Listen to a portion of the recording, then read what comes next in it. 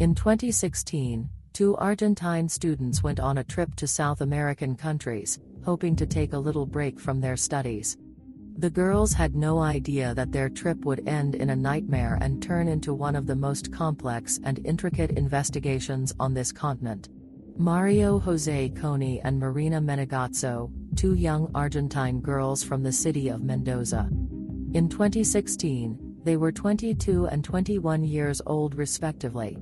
Mario José studied economics at the University of Cuyo and Marina studied speech therapy at the University of Aconcagua. Both girls worked as volunteers for an organization that helps people on the streets. Friends and acquaintances describe them as two very cheerful girls who were also very close to their families. On January 10, 2016, Mario José, Marina Menegazzo and two other friends went on a trip. They had a few free days from their studies and decided that this year 2016 they would go backpacking in South American countries. Specifically, to Ecuador and Peru. On the girls' social media, it was evident that everything was going well. They were very happy, showing off the scenery as well as the places they visited in each country.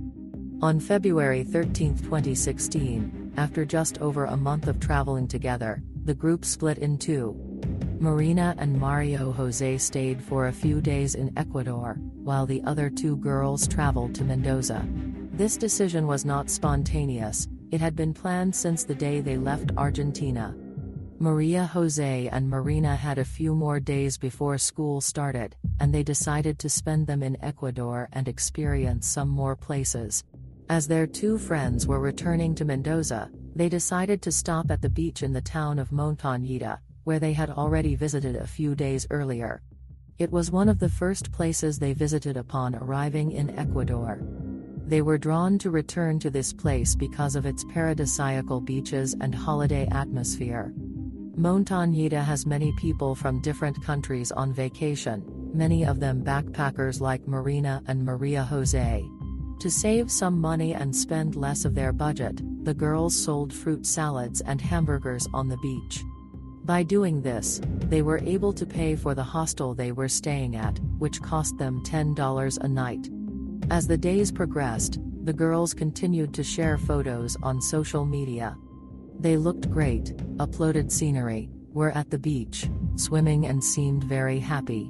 The Montañita adventure was supposed to end on February 22nd. This was because the girls had a flight from Lima to Chile on February 25th. The plan to return to Mendoza was as follows. From Montañita they were to go to Guayaquil and from there to Lima. In Lima they were going to stay with friends for one night and then fly to Chile. From there, they would take a minibus to Mendoza, their homeland, to visit their family. The trip turned out to be very well planned, and the girls had already booked plane tickets and everything they needed for the trip. Early in the morning, on the 22nd, Mario José and Marina Menegazzo talked to their families, packed their bags, and in the afternoon informed their parents that they would hitchhike from Montañita to Guayaquil, because $70 had been stolen from their hostel and they wanted to save some money.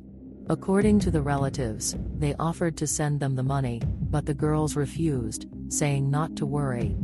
Mario José and Marina Menegazzo also assured them that they would have no communication for the next few days, so it would be very difficult to reach them. Apparently, the families thought they would be able to talk when they were in Lima at a friend's house or perhaps before their flight, but this did not happen. After noon, February 22nd, all communication was lost. The flight to Chile was supposed to take place early in the morning on the 25th. Thus, the girls should have been home in Argentina on February 26th, but that did not happen. They never arrived. Already on the 27th, the families began to worry. The first to sound the alarm on social networks was Marina's sister. She published a photo of the two girls with the following phrase: "My sister and her friend disappeared on Monday the 22nd in Montañita, Ecuador. Please spread the word." Ecuador's President Rafael Correa responded a few hours later with the following message: "The police are already investigating. Hug your parents and Maria José's parents. All of Ecuador is with you. The girls' families wanted to know if they had left the country and boarded the flight. However, it was not possible to speak to airline representatives as they said they would only provide this information if there was a court order. In addition, there were no reports at the border that any of the girls had left Montañita for Guayaquil. The parents then came up with the idea that Maria José and Marina Menegazzo had not even made it to Guayaquil and that something might have happened to them along the way. The disappearance went viral on social media. It was shared widely and the two countries basically joined forces to search for them, and to make the news even more viral, to make it known everywhere that the two young girls had not returned home. It all came to an end on February 25th. That was Thursday, and Maria José's body was found in an area about 200 meters away from the beach. And on Sunday, February 28th, Marina's body was found. It was about 40 meters away from where Maria José's body was found. This is where all the oddities of the case begin. For example, if the body was only 40 meters away, why was it found 3 days later? In order to determine the day of the girl's death, an autopsy had to be conducted. It should be noted, this will help us further, Maria José's body was found by a man. He said he went into the area to urinate and found the body. Both girls were wrapped in bags and a sack and wrapped in ropes. Maria José was found to have a bruised skull, injuries to various parts of her body including the genital area, a fractured femur, several bruises and scratches. Marina suffered 6 sharp force injuries. The wounds were inflicted from the chin to the first cervical vertebrae. She also had several abrasions on her face and on various parts of her body. To add to this, the girls had wounds on their wrists, due to which they were believed to have been bound. Both were reported to have died on the same day, a few hours or minutes apart. The date of death was determined to be the early morning of February 23. A day after the discovery of the second body, Ecuadorian police announced in a social media press conference that the first arrests had already been made in the case. 2 people were arrested. The first was Alberto Segundo Mina Ponce and the second was Aurelio Eduardo Rodriguez, nicknamed El Rojo. Blood stains were found in the house of one of the accused, Mina Ponce, and Marina's cell phone and backpack were found near the house among other items. The most shocking thing besides the quick apprehension is the instant confession of the 2 men. They actually confessed to what they had done right away, which made a huge impression on people following the developments. The men had a whole story to tell. They said that they saw Maria José and Marina Menegazzo outside a bar. The girls tried to arrange a ride, asking for a ride to Guayaquil, but could not find anyone to go in that direction. According to the men, the first person who approached them to talk to them was El Rojo. He asked them what they were doing, and according to him, the girls started telling him where they were from, what they were doing, and allegedly said they had nowhere to stay because they had no money since they had been robbed in the morning. El Rojo then suggested that they stay at Mina Ponce's house, which was relatively close by.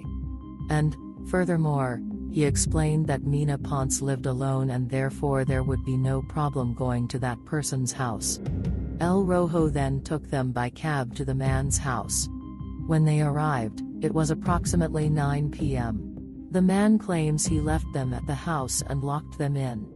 He then returned to the bar and stayed there with Mina Ponce for several hours. About 2 a.m. they returned to the house. The girls were there and asked them to go with them to buy sodas. Afterward, upon returning to the house, the situation became tense, according to the 2 men. The men said that because they were very drunk, they wanted to have sexual intercourse with the girls, which they obviously did not want to do.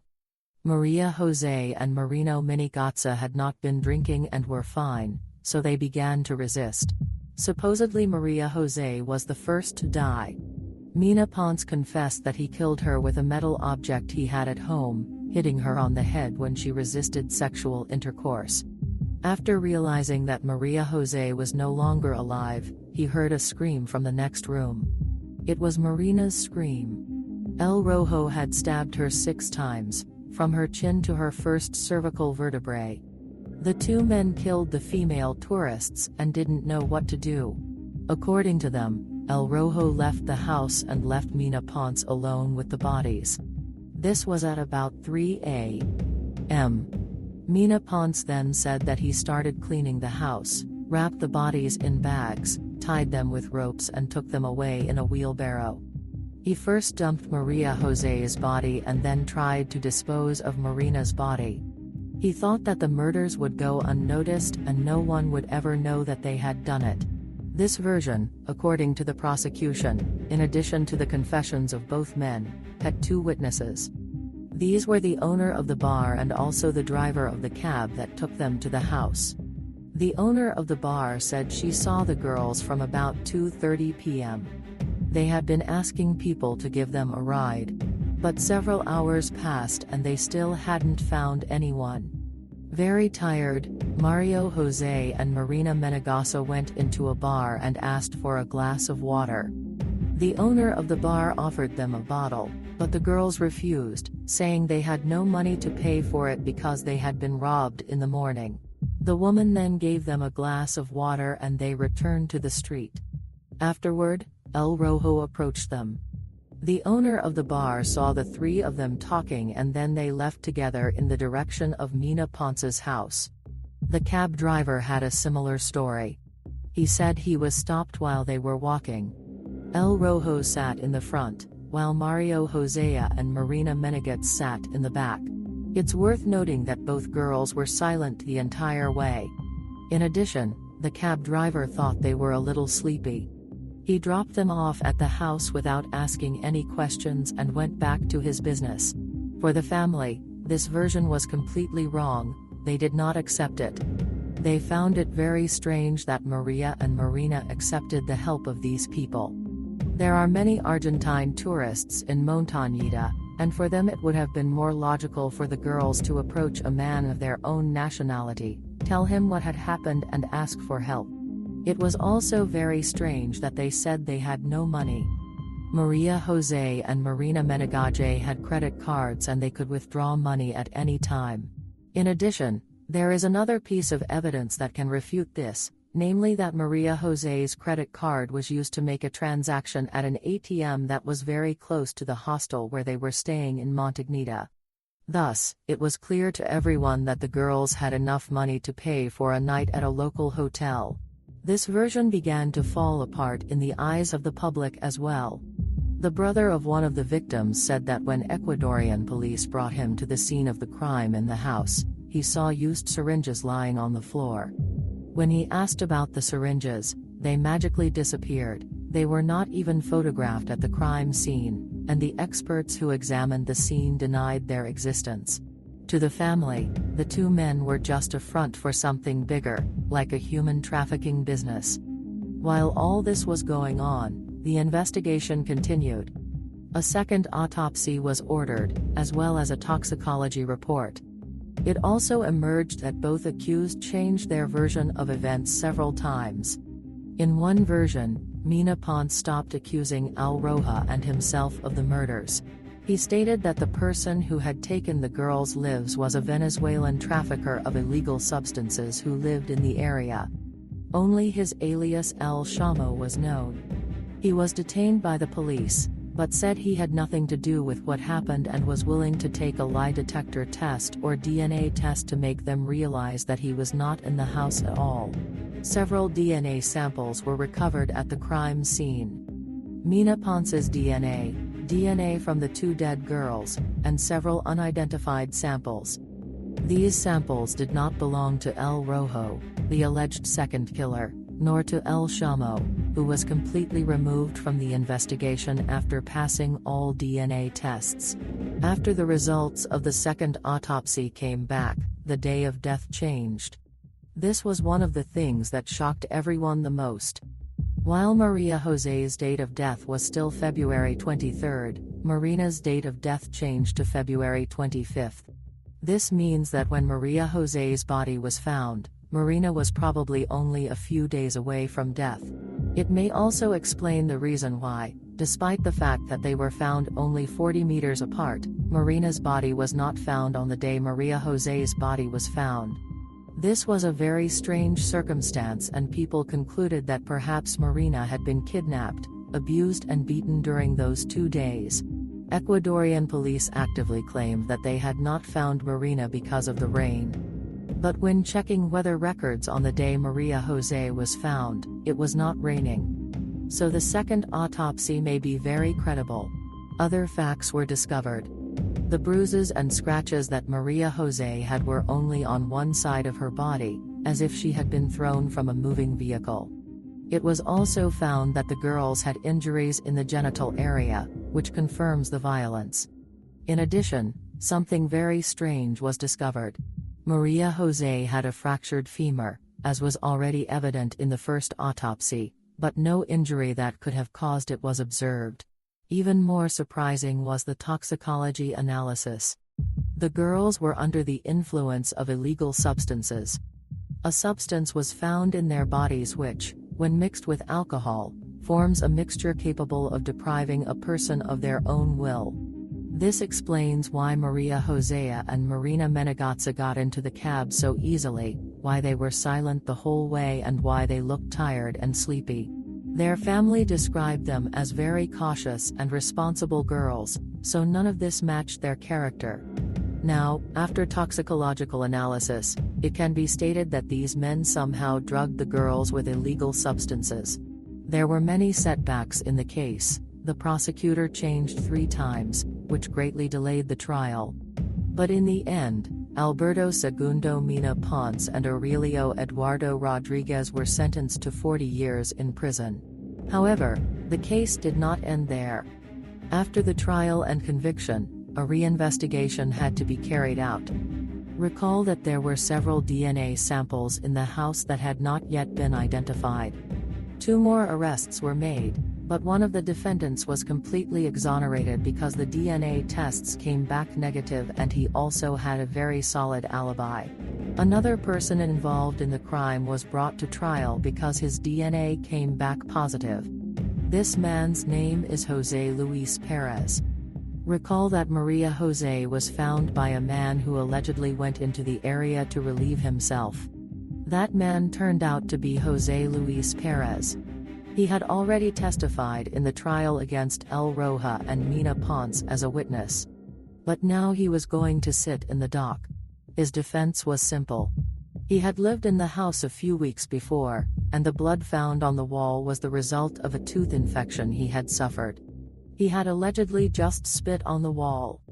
The lawyers also said that his DNA found on the girls' bodies was undoubtedly transferred from some piece of furniture or item he had touched in the house, which Maria and Marina had also touched.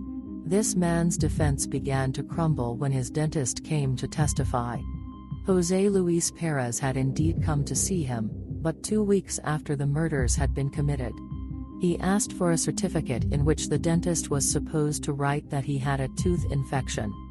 But the doctor did not want to give him the certificate because he had examined him and saw that there was nothing wrong with him. The man said that José Luis Pérez insisted, but in the end he just kicked him out. At those words, the man's defense collapsed. To top it all off, it was too much of a coincidence that he had found the body of the first girl. It was a very long process. It wasn't until November 2019 that José Luis Pérez was sentenced. For the murder of the girls, he will also have to serve 40 years in prison. We can say that this case is solved, but it is only half solved because there are still DNA samples to be identified. In addition, there are still a lot of questions that remain. What happened on the night and early morning of February 23 in that house? What happened to the girls? What happened to Marina in the 2 days that she was alive and Maria José was not?